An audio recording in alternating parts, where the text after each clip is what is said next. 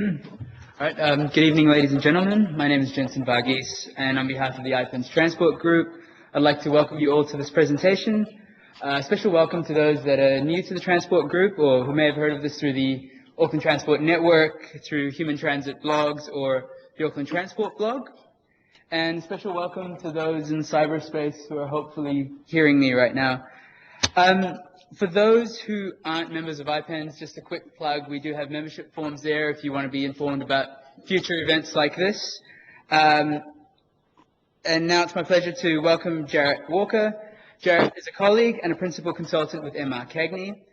In his experience in consulting over the last 20 years, Jarrett's been involved in over 30 network design projects, including the design of Auckland's new network, which we are planning to roll out over the next 3 or 4 years. So it's now my pleasure to welcome Jarrett Walker, who will brave bronchitis in his presentation. Jarrett is the author of Human Transit, which is a fantastic book, and I recommend that for anyone who's interested or works in public transport. There are copies at the back if people want to sort of peruse through the book, or those copies will be available for purchase at the end of the presentation. Please join me in welcoming Jarrett Walker.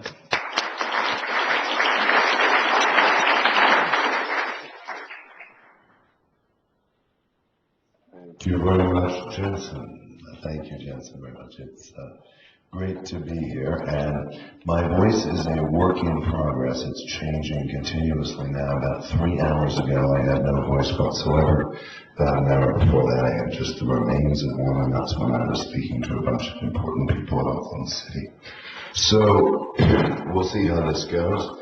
If necessary, I will change very abruptly and dramatically into a really intense whisper, which you'll all understand, won't you? Not in the background, if you understand this. Okay, good. But meanwhile, we'll try a little bit of voice just for now and see how it goes. All right. One of the things I've done recently is look at everything that I wrote in my book, Human Transit, and I figured out that throughout that book, without knowing it, I was developing a concept that I want to call abundant access. And I Googled that term, and believe it or not, nobody else has said anything interesting about it, at least since Google began. So it's just a very simple idea. It's already inside of ridership and the patronage models, and yet we don't talk about it very clearly or see where it could go. And I want to talk a little bit about where this idea could go. This is a little tool put out by walkscore.com. There's a similar one put out by a website called magnificent.net, magnificent but with a P instead of a G. And you can plop down your little pointer and it will show you isochrones. I'm in a room full of engineers, so I don't have to define that word. It will show you a map of isochrones indicating how far you can get to in public transport plus walking in 15, 30, 45 minutes, whatever. And this has a bunch of great uses. One of the reasons I want this tool to be much more universal and to be used in the real estate industry is that I want people to start taking responsibility for the public transport consequences of where they choose to locate. I want people to, if they decide to live on the Whangaparaoa Peninsula, not ask why they don't have a bus service every 10 minutes, just like their friends in Remuera do. There are some things, there's something about the relationship between public transport and urban density, in particular in walkability, that explains why it's absolutely fair and absolutely understandable that that particular difference would exist. So I want people to be able to see this. Another thing I would love to be able to do is to be able to put 2 different versions up that people could compare, so that, for example, if we were proposing a radical change in all of the bus network that was going to move almost everybody's bus stop and have all sorts of impacts on the little grooves that people are used to moving in which they get very upset if they're popped out of those grooves, but which we have to do, obviously. So they could see them side by side and see how these isochrones change for them under the plan. and evaluate the plan in the most selfish possible terms, in terms of, is it good for me, is it good for my family, is it good for my mates, is it good for what I got? Because I think the cumulative impact of everybody at home in their pajamas playing with that tool is that they would find, well, first of all, I think the cumulative impact would be a kind of crowdsourced wisdom that is at least as valid as what we get out of ridership models. And I also think that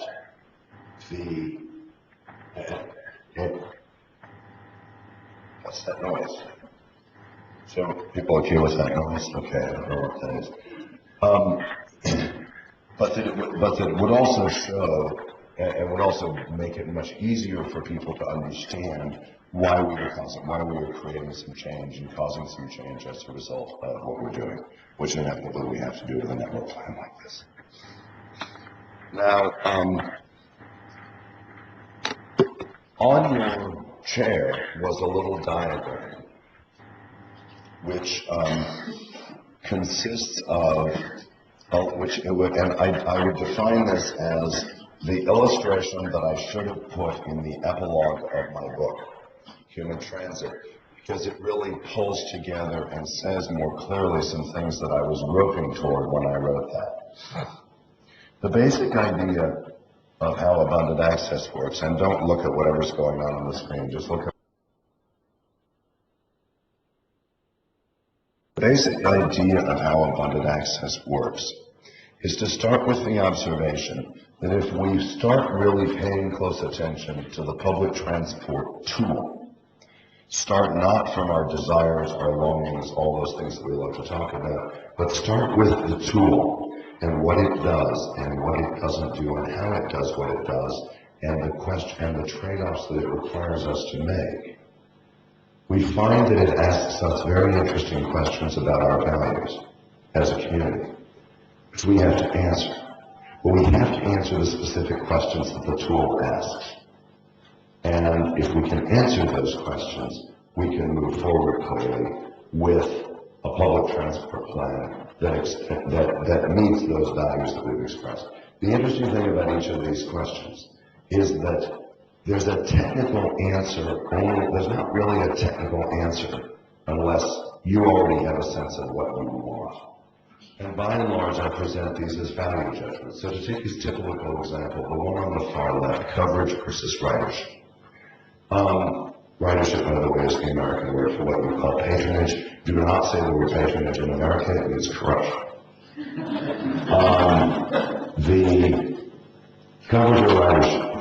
The reality is that I spent many years of my career going into cities where they would tell us, redesign our transit system. And I would say, what outcomes do you want? And I would say, more ridership. So I redesigned the transit system so that we have a lot more ridership. And they'd yell at me because I removed Mrs. Smith's bus fare. And they know Mrs. Smith will yell at them, and they know Mrs. Smith knows the mayor. Well, okay, you needed to tell me that. You needed to tell me what your criteria are. If the criteria is Mrs. Smith keeps her bus fare, that's one of the founding principles of the organization, then that's fine. Be clear about that. More generally, I suggest that public transport agencies have a policy about what percentage of their service is to be devoted to pursuing maximum patronage wherever that is. And what percentage of this service should be deployed in full knowledge that it will have dreadful patronage by almost any measure. That service is deployed for a different role that we call coverage, and coverage means a little bit of service everywhere for lifeline access. Inevitably, coverage service gets deployed in the place where ridership service will never go, namely in the harder to serve areas, the lower densities, the labyrinth street patterns, and so on. So what I do is just say, this is a question that the tool is asking you, the city council, you, the community, and I'm ready to implement whatever answer you express, but it's a value judgment, and you should not want my opinion. You should not want my opinion about whether your public transport service is exclusively for ridership, or whether it also has a function of providing lifeline service, which requires us to run low ridership service into certain places. Nevertheless, and And it is also the case, and this diagram I think makes that clear in the way that my book only began to hint at the epilogue. It is also the case that if you move in one particular direction on that axis, namely the direction of ridership, you're moving toward a particular kind of network that I would call an abundant access network. A network that is about maximizing those blobs for the greatest possible number of people. And abundant access, that's why I use this word freedom. But this is a map of your freedom. A map of your access is a map of your freedom as we experience freedom in the dimension of transportation. When you come to a big city from a small town, you're here not just for opportunity, but also for the extraordinarily expanded number of choices that you have compared to what you had back home and in the small town.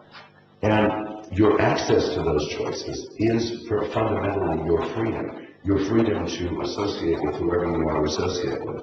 Your freedom to study here as opposed to there, to go to this house of worship as opposed to that one. That freedom of choice lies fundamentally in transportation and in the access that we're providing. So that's why I contend that the sheer enlargement of these blobs for the greatest possible number of people is actually a pretty good thing for public transport to be aiming for.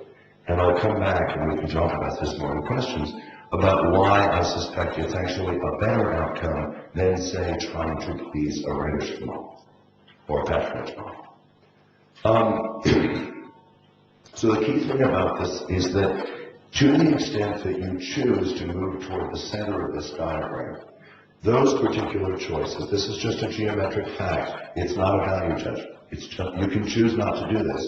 But the geometric fact is that if you move, as you make choices that move you toward the center of this diagram, those choices all set off a positive feedback loop. They all support each other. They are geometrically compatible ideas.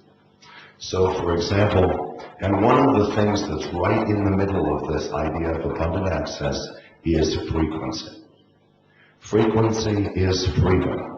If you read my book, you'll find a bunch of little alliterative phrases like that you can remember. Frequency is freedom. And a lot of what these choices do is make frequency possible. So this choice connections or complexity. Lots of people in Auckland will tell you that they have an entitlement to a direct, for a seat to travel from their home to the place that they go continuously, so that they don't have to get off one vehicle and on another. You can go there. You can say, we're not going to require connections. You can go there, but you're moving away from frequency, because that's going to require you to run lots of different routes on top of each other in order to get people to all those different places. And that is pretty much how your bus network got to be the bollocks mess that it is today. And I say that with the highest respect for the people that I work with at AT, most of whom were pointing this out long before I got there. So this is something for you to gaze at your own leisure. And if you're curious about the thought behind it, and again, this is sort of raw stuff that I'm working on now. I just drew this of days ago. See humantransit.org, which is my professional blog, and the top post there right now. What's this thing doing? The top post there right. What's that doing? Okay, well, I'm not either.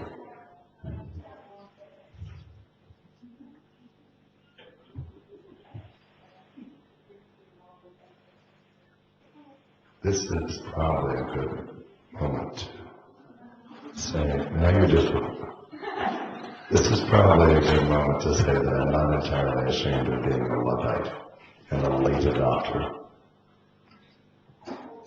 Oh my, okay, thanks very much.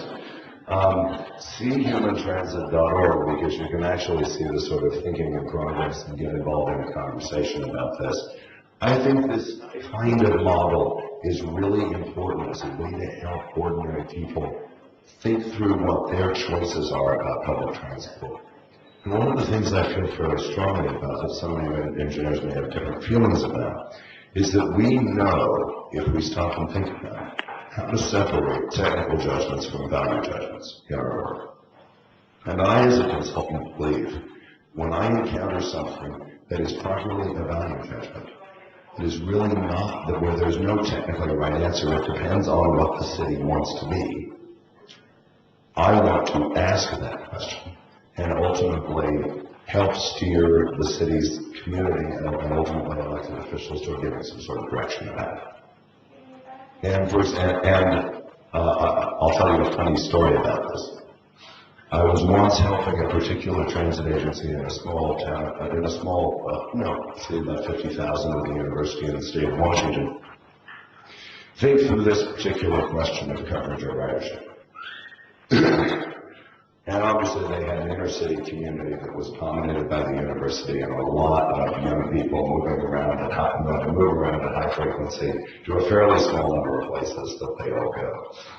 And you also had this rural surround with senior citizens in small towns who could no longer drive, who would be stranded if we didn't run a tremendously expensive bus out to their small town a couple of times a day.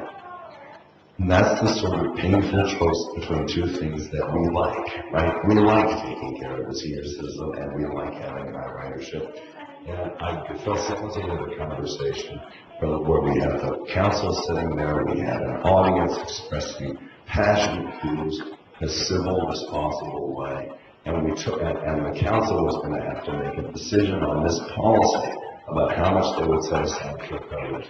And we took a break. And I'm in the men's room, in the chance, and one of the elected council members comes up to me at the adjacent urinal and he says, Jarrett, I know you don't want to say anything out there, but really, what do you think we should do? And right there, I turned to him and I said, no, you're asking me to tell you who you are. You're asking me to tell you what your community is all about. I don't live here, that's my job. And when I read sometimes the big reports that come out of engineering firms, where the engineering firm has been asked a question that has hidden inside it some value judgments about what the good is, I always wish the firm would draw a little map and put some little arrows that said, hey, value judgment, you can get off here if you're not with this value judgment that we're making. But we have to make an assumption here. And we're making this assumption based on various adopted statements that we can find in the literature and the progress. We're taking whatever direction you're given and we're trying to make sense of it. But really, it would be best, counsel, if you actually answered these questions, because these are the actual questions that arise. Okay. So, as I mentioned, you have a particularly exceptionally, remarkably wasteful bus system. I'm going to show you a couple of examples of how we know that. This is just a little bit of empirical data that's designed to be shot across the bow for anyone who thinks that the status quo in Auckland is going to be defensible. And I have to say, one of the things that most excites me about working in Auckland, as I've now been working around this project for a couple of years, and I have yet to have anyone tell me that the status quo in transportation is just fantastic. Nobody has told me that. Everybody has told me that it is stuck in one way or another. And so we have this marvelous opportunity for transformation.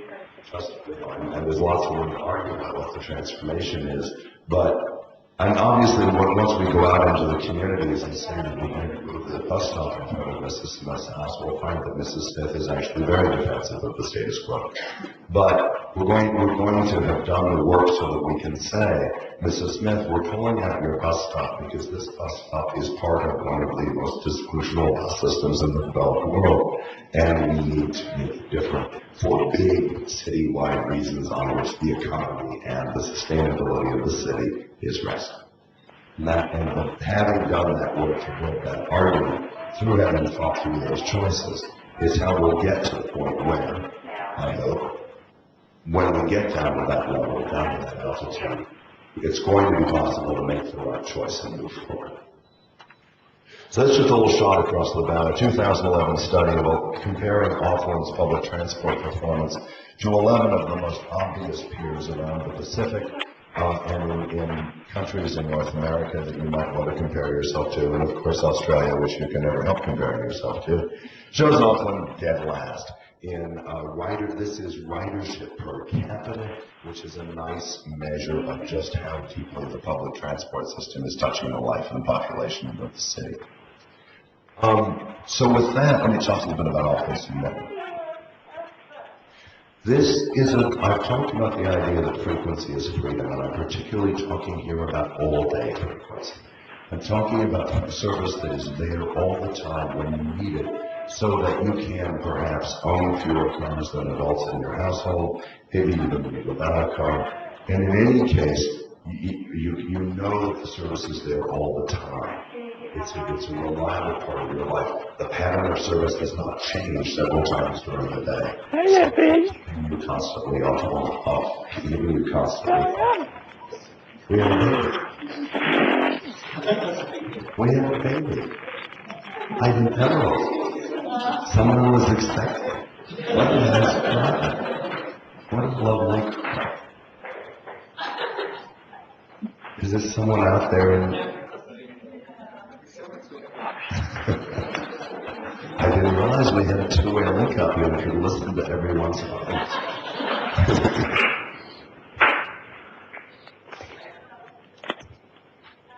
Whoever's on the internet, if you're calling in, could you please make sure that you mute your phone? Thank you.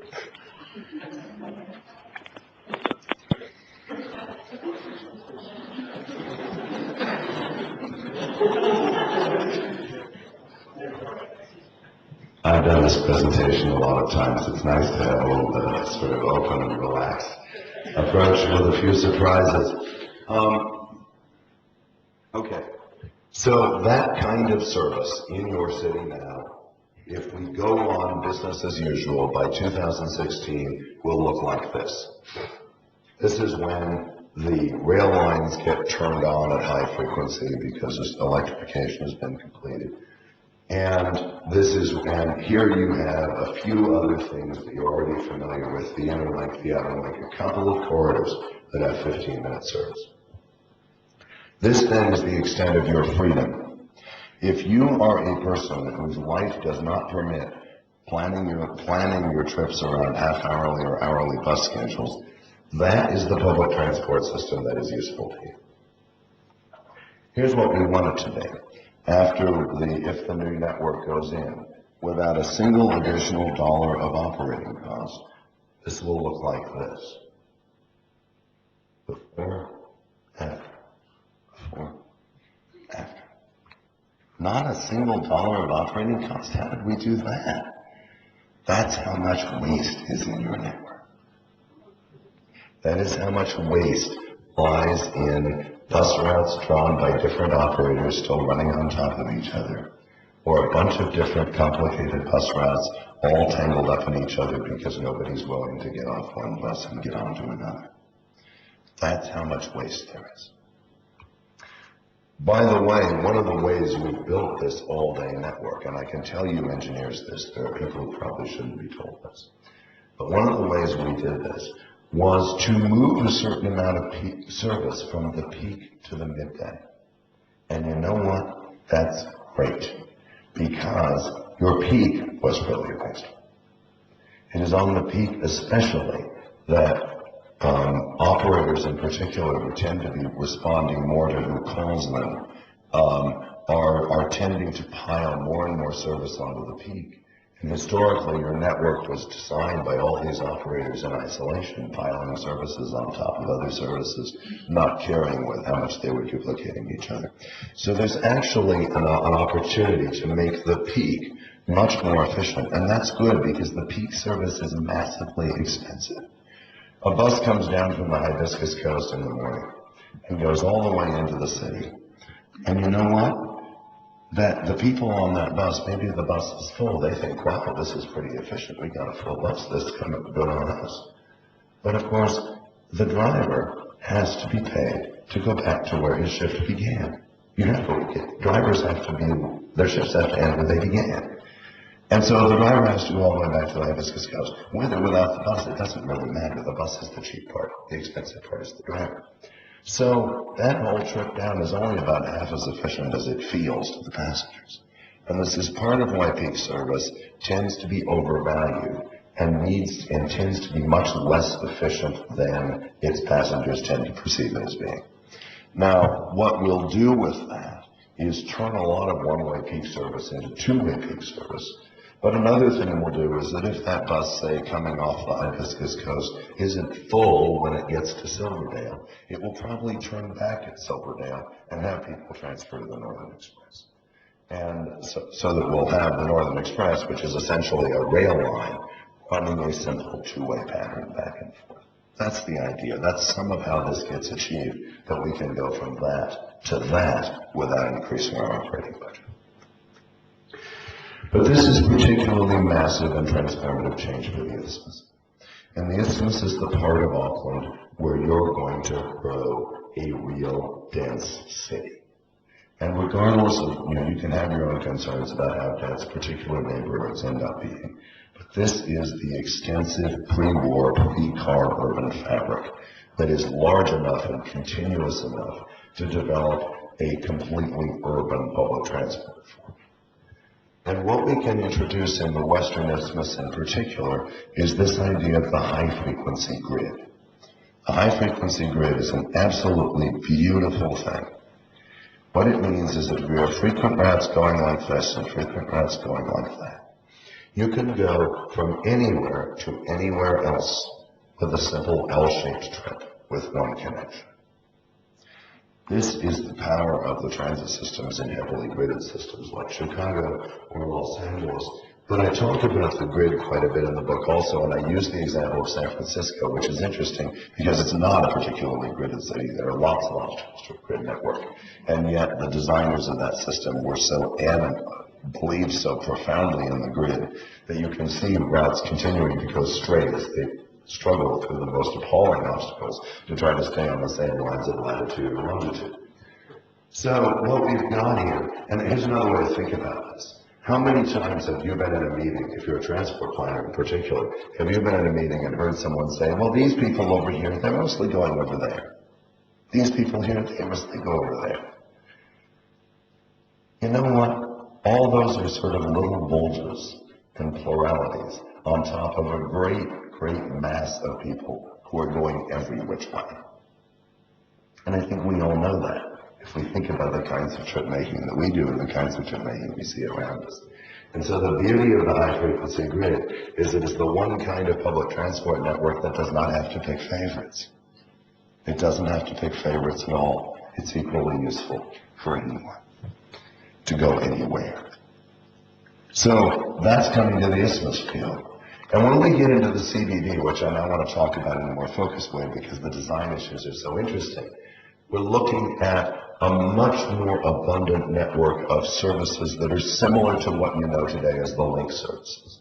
In other words, frequent, simple routes that you can remember, fitting together in logical patterns, and a whole lot more of it than you have now. In fact, one way to visualize this whole thing for people who are having trouble imagining it because they haven't seen it is we want to create a system-wide network of links, link-type services. I want every line on this map to be that frequent and that simple.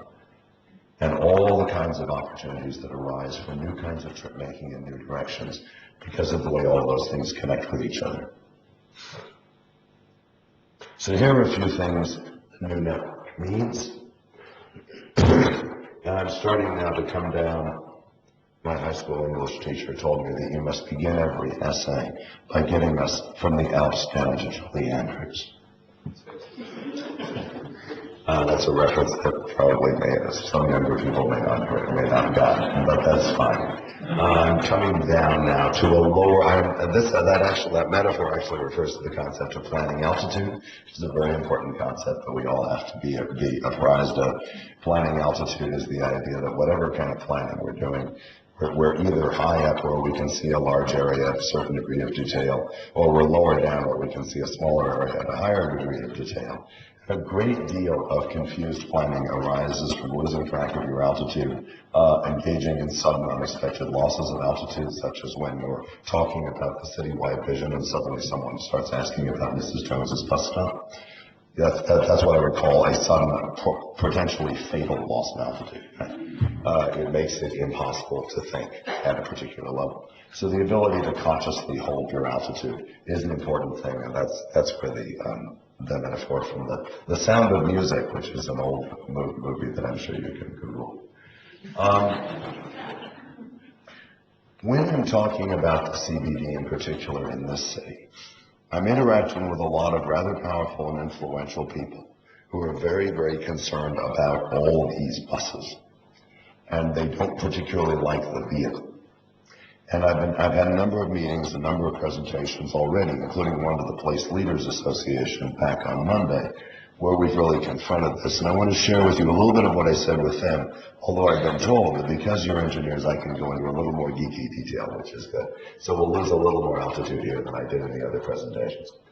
Some key things I'm trying to convey there is that from the perspective of the CBD, you have this massive simplification.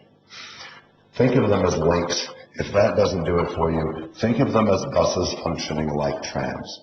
One of the choices that's presented to us on that diagram is technology, tool, or goal. Many people view trams as goals. I view trams as tools, just the way I view buses as tools. Different cities do pretty much the same thing. And if you're someone who just really loves trams and doesn't love buses, well, what we're doing here is laying out your future tram lines using buses. And then, when you find the necessary billions somewhere under the cushions of your couch, you can move them into trams whenever you want. We're putting the patterns in place. That's what the actual abundance of access lies in, is the patterns of movement of vehicles, not the technology they are.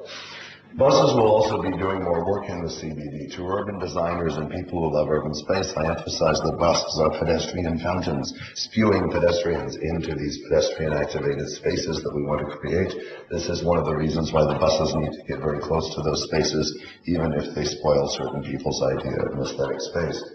And one interesting thing will be different is that most buses in the CBD will be from the isthmus, because most buses from most areas further out will have been asked to take a bus to a railhead or to one or two major bus corridors. There are really just three major ones that are bus corridors. One is, of course, the Northern Express. The other is the Western Motorway to Toyota to Lincoln Road Westgate, which is too far north for rail to serve. And the third is the corridor out to Howick, although even that, to some degree, will transfer Panmure onto rail. So I'm dealing with this. And I'm saying, okay, hate buses if you want, but do you hate the abundance of access that only they provide? That's really the question that you have to ask the bus hater. Because what we know is that except in tram cities, great CBDs are designed so that buses can succeed. And it's interesting to me, too, that I often hear in this town, we're going to build this underground railroad, but that will replace a lot of buses, right? No, it never does. Show me a city anywhere in the world that has underground rail and not a lot of buses on the surface. There are massive volumes of buses pouring down every avenue in Manhattan, directly above quadruple track subway lines. And I'll talk about a few other examples. The only exceptions are the tram cities. And lots of people, and every urban designer has been there, to Bordeaux, to Strasbourg, to some of the old cities that have largely restored tram networks. And of course they know about Melbourne, where the trams are largely retained from the early 20th century and don't have and seem to dominate the landscape and seem to do most of the things that buses do. That's true. So again, if you find the extra billions under the cushions, you can build a tram network, but meanwhile, we have to build a network. Some great places and some interesting solutions. Paris. Who can argue with Paris? Well, I love Paris, but there are lots of reasons not to as well, and I respect people who don't. But when I lived in Paris for a while in 1986, and at that time, Everyone relied on the metro, but only poor people rode the buses. Because the buses were old and stinking and ugly, and nobody could figure out what they did, and they were stuck in the most god-awful traffic on the surface. And then, in the last decade, an extraordinary transformative mayor by the name of Bernard Villeneuve came through and said, we're just going to do this. Every Parisian boulevard will have a bus line. It wasn't a little demonstration project. It wasn't a little apologetic thing. We'll just do it over here, these 3 blocks, and see if anyone minds, and if it works there, then we'll do it a little further. It wasn't done that way. Whole city, every boulevard, a bus line. More properly, a multi-purpose lane. Cyclists use it to some extent. Fast cyclists use it. Slow cyclists also have the sort of slow style of European cycle lane that generally sits between parking and pedestrians. But so this is Rue du Faubourg Saint-Denis. This is a 2-lane street climbing, a 1-way street. It's part of a couple of climbing out of the Marais. From Jarrett behind it is ultimately Notre Dame, climbing up the hill toward Gap West. This is fantastically expensive real estate, and half of this street is a space where the bus is going to get through reliably. As a result, too, I want to emphasize that the kind of information systems that you see are not just informing people about the service, but celebrating it. They are designed, they are intended to look nice. And in many cases, very prominently, you see some signal about where the thing goes. I'll give you another example of that shortly. So, turn this upside down and the buttons mean the opposite thing. There we go. Seattle. This is not a particularly beautiful street, but Seattle is a city that you should all be familiar with as you study Auckland, because it is one of the few cities that can claim to have a CBD that is as massively constrained as yours. And they have also figured it out. Their CBD demands are more on the scale of Sydney's, another city I'll talk about in a moment. But basically, directly under this street, 3rd Avenue, is a subway line, and on top of the street, during the peak, the entire street is commandeered for buses. In addition, Seattle's geography is easy to remember. There are just 5 avenues, 1st, 2nd, 3rd, 4th, and 5th. 1st is a pedestrian street. 3rd is a bus street. 2nd and 4th are a 1-way couplet, which are half buses, 2 lanes for buses, 2 lanes for cars. So in fact, and there are no other streets. What's more, the grade is about like this. Seattle is a city where you come off the ferry, and the buildings are actually required to make their lifts available to the public. So that if you can't climb the grades from 1st Avenue to 2nd Avenue, you can go into this building and ride its lift up to 2nd Avenue. And then you go across the street to the next building and ride its lift up. It's really steep.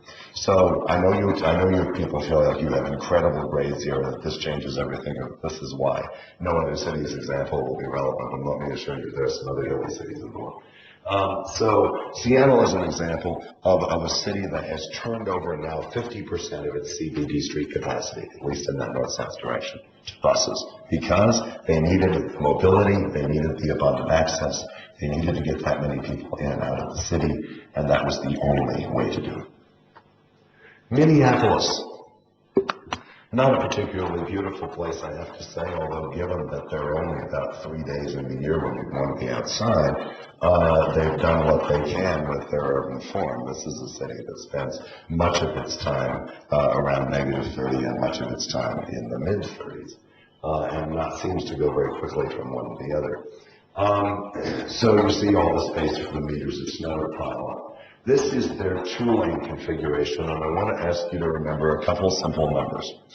If we can run buses in 2 parallel lanes in the same direction, so that we have essentially a stopping lane and a passing lane, bus stops, this means we can skip stop, right? This means we can have several different patterns of stops, and different buses can stop at different ones.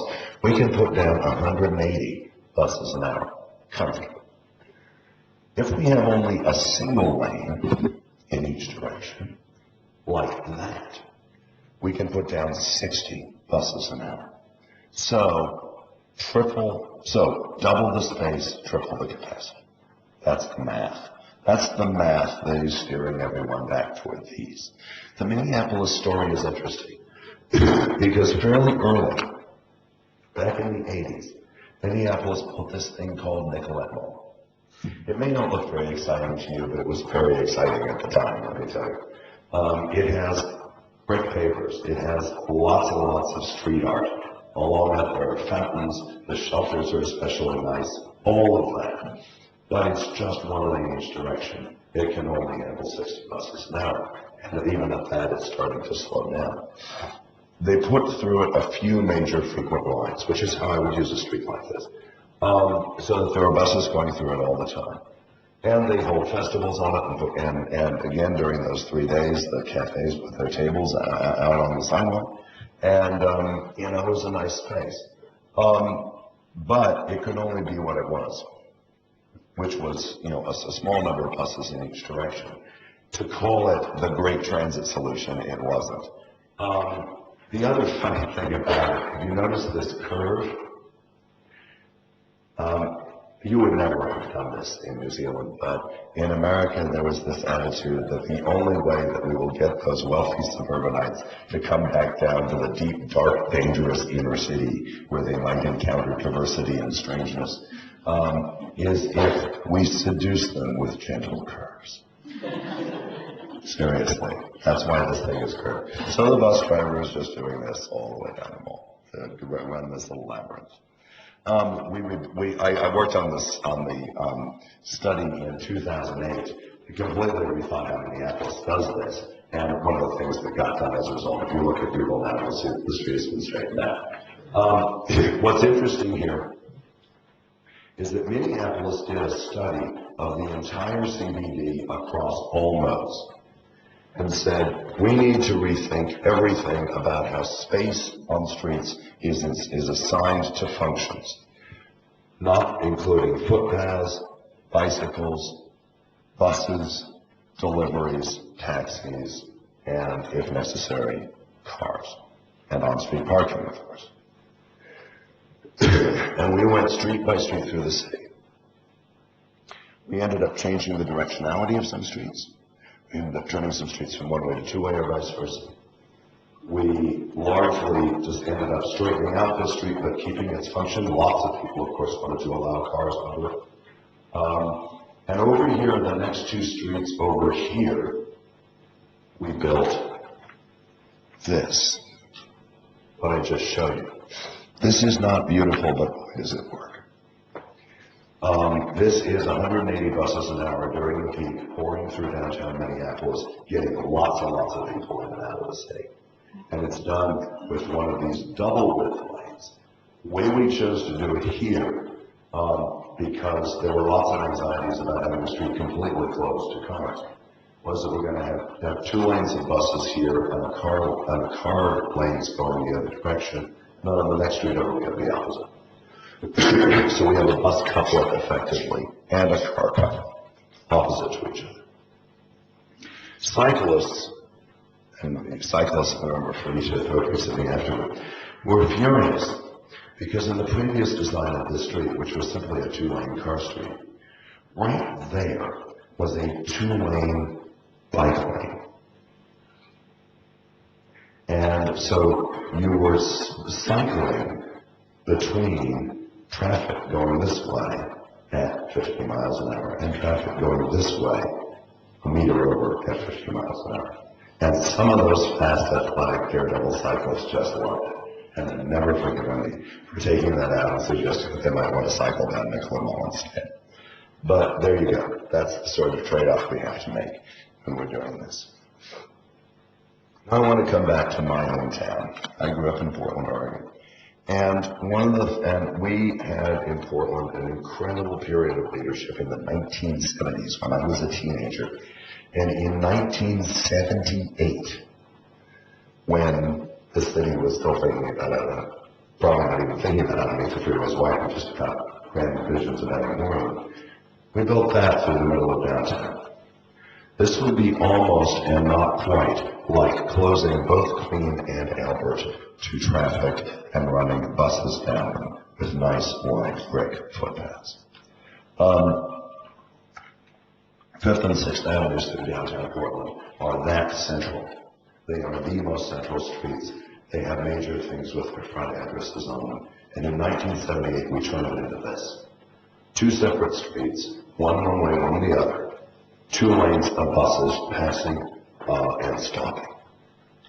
See that little N here on this sign? That's a little fish. We'll come back to that. One of the things that I loved about this system, and unfortunately it's no longer there, is that we had this skip stop pattern. Different buses stop in different places. We still have that. But the signage was very, very transparent. That other sign, the shelter I showed you, was for buses going to the north part of the city. This one was for buses going to the southeast part of the city. There are the bus route numbers. The idea was, the idea at the time was just a nice system of legibility, and they had these cute little animal symbols, which is probably a little more 70s than we need now. But, there was the fish stop and the beaver stop and the swarm, the red fish and the brown beaver and the green leaf. It was a different time. But this is still really powerful. We're actually, with the in-street furniture, as part of the urban design, celebrating where you can go from here. Think about that. Celebrating as part of urban design, not just that you're in this little happy thing called a place, but that you also have something that I like to call onward welcoming. Part of the sensation of being in this place is that you're welcomed onward into other places. And that power, the sense of looking here and thinking, okay, I could go to Southeast Portland right now. That's the core of something very important. If you've stood in a major airport and just gazed at the departure board at all the different places that flights are going to and thought, look where all the places where one can go to from here right now, then you know what I mean. And it was a very powerful effect. This was not a dingy little bus street. Nike, one of the major retailers headquartered in the Portland region, chose to put its flagship store fronting onto the bus street. So did the Hilton. In fact, the Hilton did a remodel during which they had the opportunity to move their front door over to the other side where they would be on Carr Street. There's a couple of car streets sitting just outside this, and a couple of bus streets. All they had here, it was very frustrating for them because they just had one lane of travel just on this block, left in, left out, and a little space for them to put the things to pull up. Those two were bus lanes. Very difficult for the operations of the front door of the hotel. But they decided to keep it here. Why? Because the bus street was the more prestigious address. So what if you don't create a workable CBD space for buses? What if, as you're thinking through the CBD, you decide, the buses are just not that important. We'll just put them over there and they'll go along that street and mixed in with traffic, and that's going to be fine. I mean, their buses, they're not very pretty. Then you can have city. And if you have not lived in Sydney, you may not have actually seen this. If you've just been to Sydney as a tourist, you may not have really paused to notice this, but I have lived in Sydney. And let me tell you, as somebody who lived in Sydney for 5 years, it is one of the most exceptionally constraining places to live, because even close in at high density, somebody says, let's go to Newtown for a movie. And I think, good God, Newtown is 3 kilometers away, and yet it just seems appallingly difficult because of what that public transport system is. It is a nice example of where you will be if you don't do this network plan, don't fix your network, and keep just pouring more buses into it. But it's also a nice example of what will happen if your CBD is not, if you don't choose a street where buses can actually be celebrated, not just tolerated. Look at this, single bus lane, no opportunity for passing. That should carry 60 buses an hour. They have put about 200 down it, and as a result, it looks like that. The point I make to my urban design friends who sometimes object to these great walls of buses is that if you don't want the buses to form a great wall, you need to keep them moving. And Sydney is a lovely example. You get these almost third world kinds of absurdities. And remember, every single one of those buses, inside there is a driver whose salary is being paid by the ratepayers. So this is your CBD future. If you don't restructure the network so that buses do more work, but also if you create no functional space for buses to get through the CBD and in a way that they can get through readily and easily. So what I want to say in common is, are the good places that I've talked about, what they have in common is that they're actually celebrating the freedom and access that buses provide. It's not just an engineering solution, it's an urban design solution. And they're moving buses efficiently so that they attract passengers, can run efficiently and abundantly, and don't form visual barriers. Oh, here's a little rhetorical tip, my engineering friends. I have been many, many times in my career, I've been in the room with urban design and people who feel like they come from a more humanistic perspective. And I've used the word efficient or efficiently, and someone has said, someone has addressed me as though I am basically just a soulless bean counter who has no understanding of the human dimension of cities. And so, if that has ever happened to you, if not, it will. Then just please remind them that when I said efficient, just substitute abundant. Words mean the same thing mathematically, right? There will always be a fixed budget, and under that fixed budget, efficiency means how much abundance we can have. It's that simple. So if you don't like efficiency, if that word doesn't really resonate with whoever you're talking to, substitute abundance. It's the same thing. It's the same idea. So again, it's easy to have aesthetic reactions to public transport vehicles. In fact, when I go to a party where people don't know what I do particularly, and somebody asks me what I do, and I say I'm a public transport planner, their next question is always, what do I think about some public transport technology, as though that is the question. It's like somebody said they were a carpenter, and you ask them, so do you like hammers or wrenches more? What do you think of this hammer? It's a tool. It's like asking a poet what their favorite consonant is. It's just a tool. So everything's both object and process. And we have to celebrate the process in the urban design, not just the object. So let's make big places with buses. Thanks.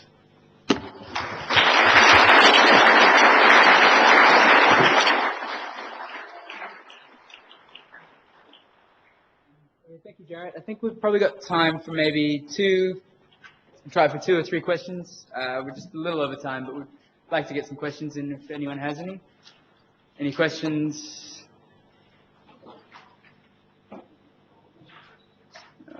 Anything online? I have been warned that New Zealanders don't like to ask questions. You're getting a global rap for this business about not asking questions. The word's getting out there that come to New Zealand and they want to ask you questions. So I defy you to ask me some questions.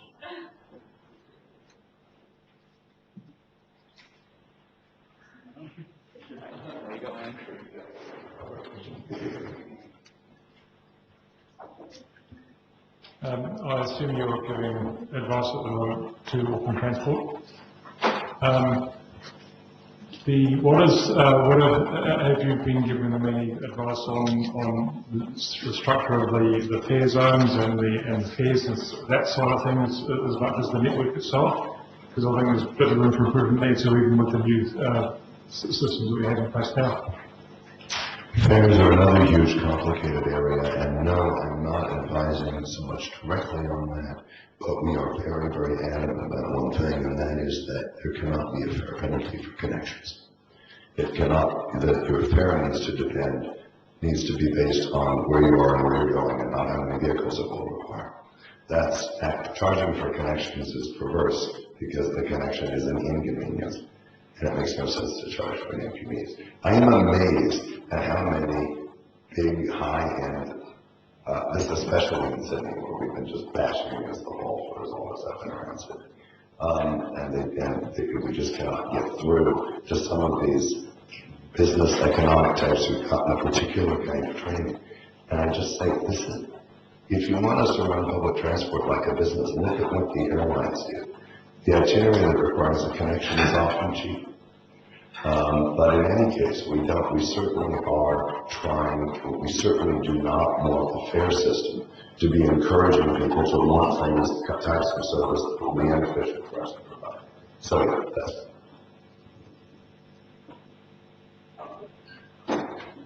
Could you touch on how you see buses interacting with the central rail tunnel? Very well. I mean, the central rail tunnel will have stops at, will probably be important roles for buses at all of the CRL stops. As we looked at the network, there are a lot of interesting possibilities where, for example, routes coming in from the central south to maybe in San Diego and so on can have rail connections on their way in, such that if you're coming off those and going down Albert Street, you can change to the CRL. All these buses will tend to go down sides. And so you'll have that diversity of options for approaching the CBD based on the buses and the CRL working together. Britomart remains an absolutely crucial location. Oteo remains a crucial location, and one of the studies that's underway now is basic thinking about the Wellesley-Victoria pair and how those two get optimized. There's an idea out there that Victoria Street should be a linear park. And I have nothing against parks, although cities are more than just parks, and there's a whole bunch of important transportation that has to happen there. However that works, Wellesley or Victoria, as I see it, I don't see how one or the other of those is not a major bus street. Not that it can't have other things too. And when I talk about a major bus street, I'm also talking, for example, about a street with much wider footpaths, where, like the street I showed you in Portland, where that sculpture, public art, all that sort of stuff is part of the celebratory experience of arrival, so that we don't give any of the impression that we're bringing them in and delivering them out by the rubbish bins, the way some of the public transport systems do. So all the CRL stations are crucial. And it is, of course, also the CRL that permits us to cut off so many of the long-distance buses that now come in from the west, which currently have to run on top of the rail system because the rail route is just too absurd running into the city. Just before the last election, we went to a political meeting with 5 political parties about public transport. There's 3 political parties got elected, both scaling about public transport accordingly, and didn't get the link. How do you cope with trying to encourage government to treat public transport seriously in public order? Pay close attention to the ways that your elected officials get around and the kinds of experiences that they are having themselves. One of the most important chapters in my book is called 5 Paths to Confusion, and it refers to the fact that if you are yourself a motorist, you can have the most positive feelings about public transport. You can want public transport to succeed, but if your frame of reference comes from motoring, you're going to get certain things wrong unless you consciously correct one. And I encountered this over and over. I would not seem to be able to connect with an elected official who was saying all the right things. And I finally realized they are thinking about public transport as though it works just like cars and roads. And the most important thing they don't get is frequency.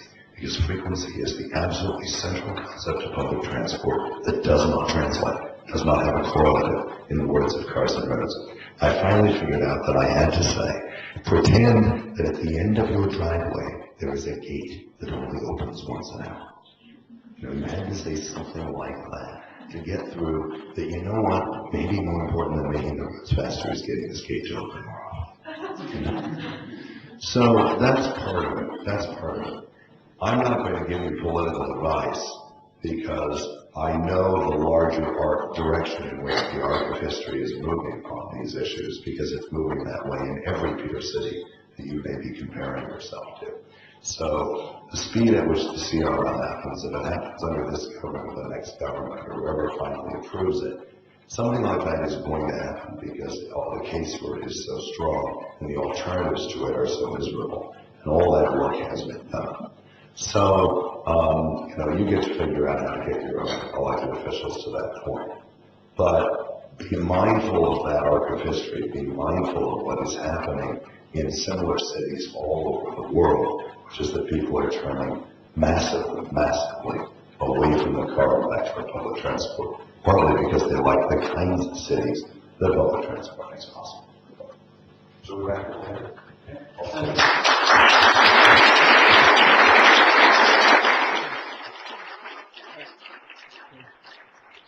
All right, so thank you, Jarrett.